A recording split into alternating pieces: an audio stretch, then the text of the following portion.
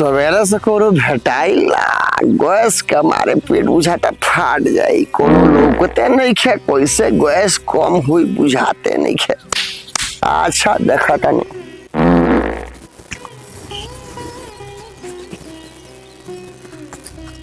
ए बिरजॉन ए बबू है ना सुनना ये क्या होता है? प्रणाम। खुश रहो कहाँ जाता रहो? खेत में। ए बैठो है ना मर्दवा दिन भर है काम है इतना बच्चा में बैठो।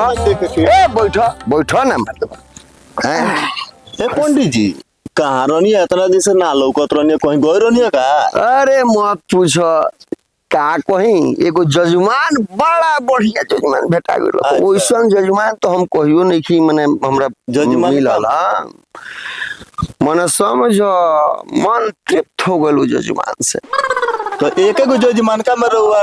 अरे मत बुझे न सुना ना बतावा तनी मने कोई नहीं बेचारा पूजा पाठ तो कोई नहीं कोइला के बाद जब जजमान खियावे बैठल। अच्छा। अरे मत कह मने कोहे में बुझाता जे मने हेया ले चल आई। महाराज तो ई हमारे हमनी जजमान है तो हमनी खियावत रहनी सन और गांव के लोग खियावल अरे ऊ जादो जीवा के दोही हमरा ना बिसरी हो चलो बिरजॉन ऊ जादो जीवा के दोही रहे मैंने का कहले बड़ कथी के दोही रहे पाड़ा के ना हो मर्दवा।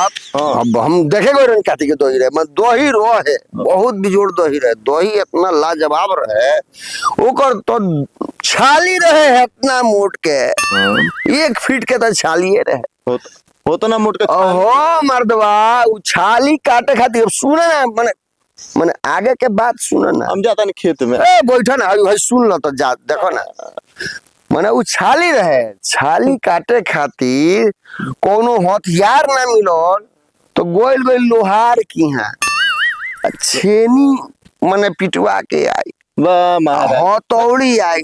ए विश्वास नहीं करबो पहले सुनो तो बतिया पूरा तो सुनो।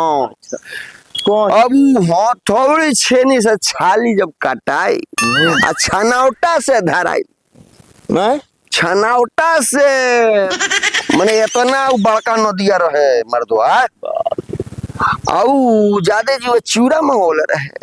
अरे चिउरा तो अब चिउरा के पहले बात ना सुना चिउरा रहे चिउरा वैसन हम आइले कोई चिउरा देखबे ना कोई नहीं हो मर्दवा चिउरा के 3 आदमी टांग के लियावे एगो चिउरा मने हैया चिउरा। पंडित जी अरे अपन चिउरा राखी हम आवतन खेत देखे। ओ कोहल खिजल बाजे भादो में के भदैया कुआर में के बैंक तू देखलो काती मर्दवा हैया चिउरा हम तू देखलो काती कितने दिन के तार उम्र भइल हो हैं मने उ चिउरा रहे मने समझे 4 गो टुक्का चिउरा में हमार तो मने ऊपर धराई मने 2 छनौटा से ऊपर दही धराइल 3 छनौटा तो वो चिउरा दबाई आ काजन चीनी कहाँ के रहे उ चीनी में सुगंध बाप रे बाप बिसरत नहीं खे बिरजॉन ओ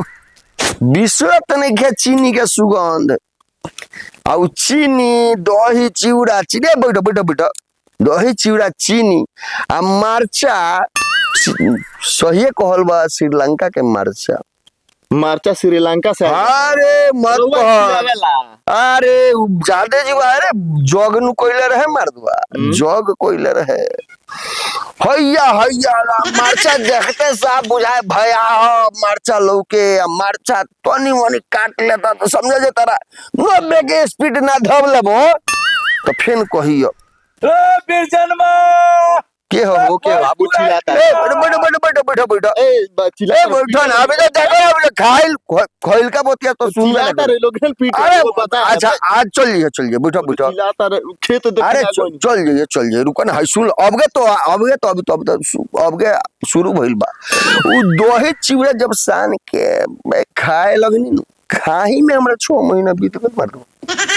ए महाराज महीना हाय तो विश्वास ना करबो तू बोल अल्लाह बरा बाबन से भेंट भइल बा दादा तीन हाथ के चिवड़ा आया छानावटा से दही काली छीनी से काट के दही के छाली के रखता रहे 6 महीना का कहता रे बिरजन? ना पंडित जी कुछो ना कहनी है हमार बाबू चाल करत है हम जा अच्छा ये घाम में कहाँ जाइबो? बैठो छाहे मर्दवा ना का बेचैन भइल बड़ा। हम जाता नहीं ए मर्दवा अभी आराम करे के समय बाबी का जाता रह घामा में झूठो के घाम उम लाग जाई। बैठो ठंडा ल। तो अपन दही चिवड़ा अपन खा तो रही धइले रह ए बैठो बैठो मर्दवा बैठो। अभी तो अब के शुरुए भइल बा आज अभी तो। शुरू भइल है ए खुद देखियो कहबे कोनी हो कहाँ- चाल करता है कहाँ बाबू बोलत रहे हो? आई बाबू खुद पीछे से चीज चाहता ने बाप रे बाप बाप रे ए बैठो मारा लोग फालतू आदमी कहीं का पिटवा दले पंडित जी पिटवा ले होय गई गप्पू पाड़ के फेर में पड़ गइल बारे नहीं के लगे कोई बैठा ना ए काका ए का लइका के डांटता रहो बैठल बन यहाँ छाहे में तो। ये मूर्ख मिल गइल है बताहरा है ना देल अपन को ए काका ए मर्दवा जो तो घींच के बैठा लेला अरे इनका चलते ही जहाँ लोग देख लेला इनका के उ रास्ता काट देला नहीं का बुझ तू ए काका ए बैठे दे ए काका ए बैठो हमार लड़का के ए ढेर कामू बना तारा का काका काका कहत अंदे ढेर कामू बना तारा तू हैं हैं हम गप्पू पाले हई तो गप्पू पाड़ हैं? हम गप्पू पाले हई अबे फरिया जाई जानो तो फरिया ये हां चल भले 2-4 काठा खेत बिकाई मने फरिया जाई गप्पू हई हैं काका बोला काका मुड़िया पर चढ़बो हैं चलो चलो चलो तरह का बताओ तन चलो द्वार पर चलो वही जा चलो चलो चलो तू चलो